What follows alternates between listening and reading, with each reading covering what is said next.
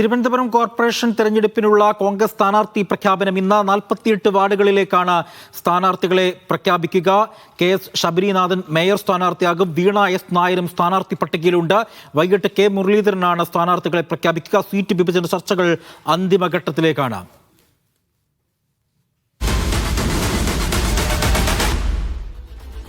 സുല്ലൈസക്കുണ്ട് വിവരങ്ങൾ നൽകാനായി. സുല്ലൈസക്ക്, തിരുവനന്തപുരം കോർപ്പറേഷൻ പിടിക്കുക എന്ന ലക്ഷ്യത്തോടുകൂടിയാണോ ഈ KS ശബരിനാഥനെയും ഒപ്പം തന്നെ വീണ S നായരെ ഉൾപ്പെടെയുള്ള യുവാക്കൾക്ക് പ്രാതിനിധ്യം നൽകിക്കൊണ്ടൊരു പട്ടിക കോൺഗ്രസ് പുറത്തിറക്കുന്നത്? ഇതുമായി ബന്ധപ്പെട്ടുള്ള കൂടുതൽ വിശദാംശം എന്താണ്?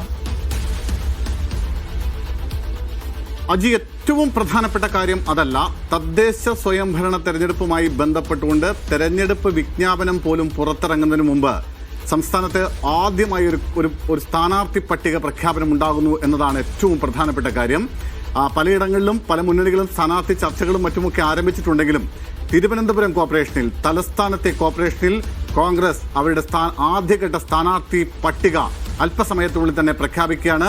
4 മണിക്ക് തിരുവനന്തപുരം DCC ഓഫീസിൽ വിളിച്ചു ചേർക്കുന്ന വാർത്താ സമ്മേളനത്തിലാണ് കോർപ്പറേഷന്റെ ചുമതലയുള്ള K മുരളീധരൻ 48 സ്ഥാനാർത്ഥികളുടെ പട്ടിക പ്രഖ്യാപിക്കും.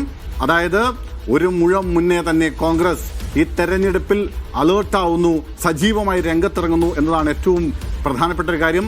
സാധാരണഗതിയിൽ നമുക്കറിയാം, ഏത് തെരഞ്ഞെടുപ്പിലും കോൺഗ്രസിനെ സംബന്ധിച്ച് അവരുടെ മുന്നിൽ ഉണ്ടാവുന്ന ഏറ്റവും പ്രധാനപ്പെട്ട ഒരു കീറാമുട്ടി എന്ന് പറയുന്നത് സ്ഥാനാർത്ഥി നിർണയമാണ്.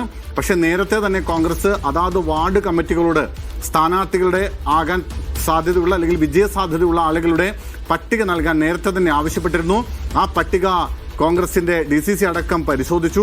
പിന്നീട് വീണ്ടും വാർഡ് തലത്തിൽ അത് സംബന്ധിച്ച ചർച്ചകൾ നടന്നു. ആ ചർച്ചകൾക്ക് ശേഷമാണ് ഒരു 48 ഇടത്തേക്ക് അന്തിമ സ്ഥാനാർത്ഥി പട്ടിക തയ്യാറായിരിക്കുന്നത്. അതിന്റെ അവസാനവട്ട ചർച്ചകൾ ഇപ്പോഴും DCC ഓഫീസിൽ തുടരുകയാണ്. എന്തായാലും 48 ഇടത്ത് സ്ഥാനാർത്ഥികളായിരിക്കുന്നു. ആ 48 സ്ഥാനാർത്ഥികളെ 4 മണിക്ക് തന്നെ പ്രഖ്യാപിക്കും. KS ശബരിനാഥനാണ് ഇത്തവണ തിരുവനന്തപുരം കോർപ്പറേഷനിലെ UDFന്റെ മേയർ സ്ഥാനാർത്ഥി.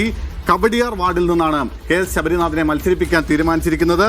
നേരത്തെ വട്ടിയൂർക്കാവ് നിയമസഭാ മണ്ഡലത്തിൽ UDFന്റെ സ്ഥാനാർത്ഥിയായിരുന്ന വീണ S നായരും ഈ പുതിയ ലിസ്റ്റിലുണ്ട്. എന്തായാലും 50 അടുത്ത് പ്രഖ്യാപനം നടത്താനായിരുന്നു തീരുമാനിച്ചിരുന്നത്. പക്ഷേ ഈ സീറ്റ് വിഭജനം സംബന്ധിച്ച കാര്യങ്ങളിൽ ചെറിയൊരു ധാരണ ഇപ്പോഴും പൂർണ്ണമായി ധാരണയിൽ എത്തിയിട്ടില്ല. 50-ൽ കൂടുതൽ സീറ്റുകൾ കോൺഗ്രസ് ആവശ്യപ്പെടുന്നുണ്ട്. പക്ഷേ 50 സീറ്റുകളിൽ കോൺഗ്രസ് ബാക്കിയുള്ളത് ഘടകകക്ഷികൾക്ക് എന്ന നിലപാടിലാണ് ഏറ്റവും ഒടുവിൽ നടന്ന ചർച്ചയിൽ പോലും തീരുമാനത്തിലേക്ക് എത്തിയിരിക്കുന്നത്. പക്ഷേ ഒരു അന്തിമ ധാരണ ഇന്ന് തന്നെ ആവും എന്നൊരു പ്രതീക്ഷ കൂടി നേതാക്കളുമായി സംസാരിക്കുമ്പോൾ പങ്കുവയ്ക്കുന്നുണ്ട്. അങ്ങനെയാണെങ്കിൽ നാളെ തന്നെ കോൺഗ്രസിന്റെ ബാക്കിയുള്ള സ്ഥാനാർത്ഥികളെയും പ്രഖ്യാപിക്കാൻ പറ്റും എന്ന ആത്മവിശ്വാസം കൂടി കോൺഗ്രസിന്റെ നേതാക്കൾ മുന്നോട്ട് വയ്ക്കുന്നുണ്ട്. തിരുവനന്തപുരം ഇത്തവണ അനുകൂലമായ സാഹചര്യമുണ്ടെന്നാണ് കോൺഗ്രസ് വിലയിരുത്തുന്നത്. നമുക്കറിയാം, വലിയ തോതിൽ ഒരുപക്ഷെ ഒരു സമയത്ത് കോർപ്പറേഷൻ ഭരണം, പിന്നീട് പ്രതിപക്ഷം, അവിടെ നിന്ന് 3ാം സ്ഥാനത്തേക്ക് കോൺഗ്രസ് തലസ്ഥാന നഗരിയിലെ കോർപ്പറേഷനിൽ പിന്നോട്ട് പോകേണ്ട ഒരു സാഹചര്യം ഉണ്ടായിരുന്നു. വലിയ തിരിച്ചടിയാണ് കഴിഞ്ഞ തവണ കോർപ്പറേഷൻ തെരഞ്ഞെടുപ്പ്, തദ്ദേശ തെരഞ്ഞെടുപ്പിൽ UDFനുണ്ടായത്. 10 സീറ്റിലേക്ക് കോൺഗ്രസ് താഴേക്ക് പോകുന്ന ദയനീയമായ സാഹചര്യമുണ്ടായി. അത് വലിയ തോതിൽ പാർട്ടിയുടെ സംഘടനാ സംവിധാനത്തിൽ തന്നെ ഉണ്ടായ പ്രശ്നങ്ങളുടെ ഭാഗമായിട്ടാണ് അത്തരത്തിൽ വലിയ തിരിച്ചടി ഉണ്ടായതെന്ന വിലയിരുത്തലായിരുന്നു കോൺഗ്രസിനുണ്ടായിരുന്നത്. എന്തായാലും ഇത്തവണ അനുകൂലമായൊരു സാഹചര്യമുണ്ടെന്ന് കോൺഗ്രസ് വിലയിരുത്തുന്നു. അതിന് 2 കാരണങ്ങളാണുള്ളത്. ഒന്ന്, CPMനെതിരെ ഭരണവിരുദ്ധ വികാരമുണ്ട്. മേയർക്കെതിരെ അടക്കം ഉയർന്നു വന്നിട്ടുള്ള നിരവധിയായ ആരോപണങ്ങളുണ്ട്. അതൊക്കെ ഈ തെരഞ്ഞെടുപ്പിൽ പ്രതിഫലിക്കും എന്നാണ് വിചാരിക്കുന്നത്. മാത്രമല്ല, BJP ഇപ്പുറത്ത് കോർപ്പറേഷൻ പിടിക്കാനുള്ള വലിയ തോതിലുള്ള ഫൈറ്റ്, വലിയ സന്നാഹവുമൊക്കെയായി ഇറങ്ങിയിട്ടുണ്ട്. അവരുടെ സംസ്ഥാന അധ്യക്ഷൻ രാജീവ് ചന്ദ്രശേഖരനെ തന്നെ അതിന്റെ ചുമതലകൾ ഏൽപ്പിച്ചിട്ടുള്ള പ്രവർത്തനങ്ങളാണ് ആരംഭിച്ചിരിക്കുന്നത്. പക്ഷേ BJPയെ സംബന്ധിച്ച് അവിടെ തമ്മിലടി രൂക്ഷമാണ്, ഗ്രൂപ്പിസം രൂക്ഷമാണ്. അതുകൊണ്ട് തന്നെ ഇപ്പോഴും ഒരു സ്ഥാനാർത്ഥി പട്ടിക തയ്യാറാക്കാൻ, ഒരു പ്രാഥമിക പട്ടിക പോലും തയ്യാറാക്കാൻ പറ്റാത്ത അവസ്ഥയിലേക്ക് കാര്യങ്ങൾ എത്തിയിരിക്കുന്നു. അതിന് പിന്നാലെയാണ് ഇന്നലെ MS കുമാറിന്റെ മുൻ സംസ്ഥാന വക്താവിന്റെ ഫേസ്ബുക്ക് കുറിപ്പ് പുറത്തേക്ക് വരുന്നത്. തിരുമല അനിലിന്റെ ആത്മഹത്യയുമായി ബന്ധപ്പെട്ടുകൊണ്ട് അദ്ദേഹം നടത്തിയ വെളിപ്പെടുത്തലുകൾ അത് വലിയ തോതിൽ തിരിച്ചടിയായി BJPക്ക് മാറുകയും ചെയ്തിട്ടുണ്ട്. സ്വാഭാവികമായും BJPയും CPMും വലിയ രാഷ്ട്രീയ പ്രതിസന്ധിയിലൂടെ കടന്നു പോകുന്ന സമയമാണ്. ആ സമയത്ത് കൃത്യമായി പ്രവർത്തിച്ചാൽ, കൃത്യമായി ഇടപെടൽ നടത്തിയാൽ സ്വാഭാവികമായും ഈ തെരഞ്ഞെടുപ്പിൽ ഈ തിരുവനന്തപുരം കോർപ്പറേഷൻ പിടിച്ചെടുക്കാൻ കഴിയുമെന്ന വലിയ ആത്മവിശ്വാസം കോൺഗ്രസ് പ്രകടിപ്പിക്കുന്നു.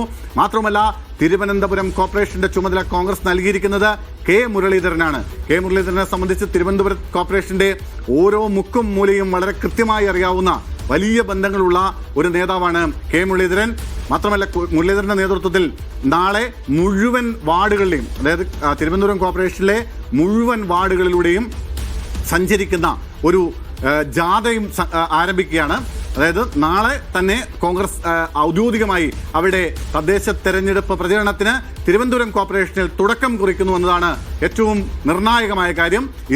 ഇന്ന് ആദ്യഘട്ട സ്ഥാനാർത്ഥി പ്രഖ്യാപനം നടത്തുന്നു.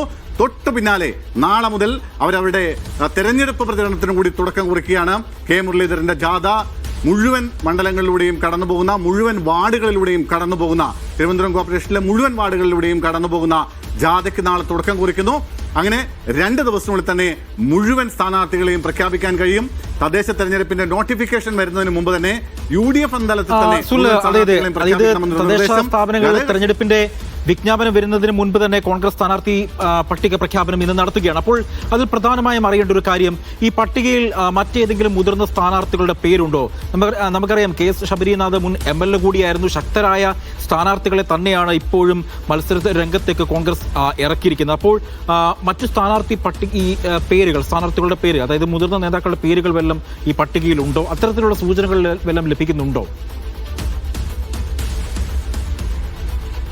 നിലവിൽ ഇന്ന് പുറത്തിറങ്ങാൻ വേണ്ടി പോകുന്ന പട്ടികയിൽ പ്രധാനപ്പെട്ട 2 പേരുകൾ മാത്രമേ ഉണ്ടാവൂ. അത് KS ശബരിനാഥിന്റേതും മറ്റത് വീണ S നായരുടേതുമാണ്. മറ്റുള്ളവരൊക്കെ അതാത് വാർഡുകളിൽ നിന്ന് അതാത് വാർഡ് കമ്മിറ്റികൾ നൽകിയിട്ടുള്ള ലിസ്റ്റിന്റെ അടിസ്ഥാനത്തിൽ തയ്യാറാക്കിയിട്ടുള്ള സ്ഥാനാർത്ഥി പട്ടികയാണ് ഇന്ന് പുറത്തു വരിക എന്നാണ് നമുക്ക് അറിയാൻ കഴിയുന്നത്. നേരത്തെ മുൻ ആരോഗ്യമന്ത്രി കൂടിയായിരുന്ന VS ശിവകുമാർ അടക്കമുള്ള ആളുകൾ മത്സരരംഗത്ത് ഉണ്ടാകുമെന്നുള്ള ചില അഭ്യൂഹങ്ങളൊക്കെ പ്രചരിച്ചിരുന്നു. പക്ഷേ ശിവകുമാർ ഇത്തവണ എന്തായാലും കോർപ്പറേഷനിലേക്ക് മത്സരിക്കാനില്ല എന്ന് നേതൃത്വത്തെ അറിയിച്ചിരുന്നു. അതിന്റെ ഭാഗമായിട്ട് എനിക്ക് തോന്നുന്നത് ഒരുപക്ഷെ ഏറ്റവും പ്രധാനപ്പെട്ട നേതാവ് എന്ന് പറയുന്നത് ഈ തെരഞ്ഞെടുപ്പിൽ മത്സരിക്കുന്നത് KS ശബരിനാഥൻ തന്നെയായിരിക്കും. KS ശബരിനാഥന്റെ മുൻനിർത്തിക്കൊണ്ട്, ശബരിനാഥന്റെ ചെറുപ്പവും യുവത്വവും ഒക്കെ മുതലാക്കിക്കൊണ്ട് ഇത്തവണ കോർപ്പറേഷൻ, തിരുവനന്തപുരം കോർപ്പറേഷന്റെ ഭരണം പിടിച്ചെടുക്കാൻ കഴിയുമെന്ന വലിയ ആത്മവിശ്വാസം കോൺഗ്രസിനുണ്ട്. ആത്മവിശ്വാസത്തോടുകൂടിയാണ് ഇത്തവണ കോൺഗ്രസ് ഈ തെരഞ്ഞെടുപ്പ് കളത്തിലേക്ക് ഇറങ്ങുന്നത്. എന്തായാലും ഞാൻ നേരത്തെ പറഞ്ഞതുപോലെ കോൺഗ്രസിനെ സംബന്ധിച്ച് ഇതൊരു വലിയ നേട്ടമാണ്. സാധാരണഗതിയിൽ തെരഞ്ഞെടുപ്പ് നോമിനേഷൻ കൊടുക്കുന്നതിന് തലേ ദിവസം പോലും സ്ഥാനാർത്ഥികളെ സംബന്ധിച്ച് ധാരണയാകാൻ സാധിക്കാത്ത വരുന്ന പാർട്ടിയാണ് കോൺഗ്രസ്. നേരത്തെ മുൻ ചരിത്രങ്ങളൊക്കെ നമുക്ക് കോൺഗ്രസുമായി ബന്ധപ്പെട്ടുണ്ട്. പക്ഷെ അപ്പോഴാണ് തെരഞ്ഞെടുപ്പിന്റെ ഒരു നോട്ടിഫിക്കേഷൻ പോലും വരുന്നതിന് മുമ്പ് തലസ്ഥാന നഗരിയിലെ കോർപ്പറേഷനിലേക്ക് കൃത്യമായി ആദ്യഘട്ട സ്ഥാനാർത്ഥി പട്ടിക പുറത്തിറക്കാൻ കഴിയുന്ന തരത്തിലേക്ക് കോൺഗ്രസിന് മാറാൻ കഴിഞ്ഞു എന്നത് ഏറ്റവും പ്രധാനപ്പെട്ട കാര്യമാണ്. അതൊരു പോസിറ്റീവ് ഫാക്ടറാണ് സ്വാഭാവികമായും. മാത്രമല്ല, നമുക്ക് ലഭിക്കുന്ന വിവരമനുസരിച്ച് ഒരു കാര്യം കൂടി പറഞ്ഞ് അവസാനിപ്പിക്കാം. ലഭിക്കുന്ന വിവരം അനുസരിച്ച് പുതിയ DCC പ്രസിഡന്റിന്റെ പ്രഖ്യാപനവും 2 ദിവസത്തിൽ തന്നെ ഉണ്ടാകും. അതായത് തിരുവനന്തപുരത്ത് ഇപ്പോൾ നിലവിൽ N ശക്തനെ താൽക്കാലിക ചുമതലയാണ് നൽകിയിരിക്കുന്നത്. 2 ദിവസത്തിനുള്ളിൽ തിരുവനന്തപുരത്തിന് പുതിയ DCC അധ്യക്ഷന്റെ നിയമനവും ഉണ്ടാകും. അജിത്, ആരായിരിക്കും തലസ്ഥാനത്ത് മേയറാകുക എന്നുള്ള ഒരു ചോദ്യങ്ങളൊക്കെ പല ഘട്ടങ്ങളിലൊക്കെ വരാറുണ്ട്. മേയർ സ്ഥാനാർത്ഥിയെ മുൻനിർത്തിക്കൊണ്ടാണ്, അതായത് മേയർ സ്ഥാനാർത്ഥി ഉൾപ്പെടെ പ്രഖ്യാപിച്ചുകൊണ്ടാണ് കോൺഗ്രസ് ഇത്തവണ തെരഞ്ഞെടുപ്പ് രംഗത്തേക്ക് മത്സരിക്കുന്നത് എന്നുള്ളതാണ് ഏറ്റവും എടുത്തു പറയേണ്ടത്.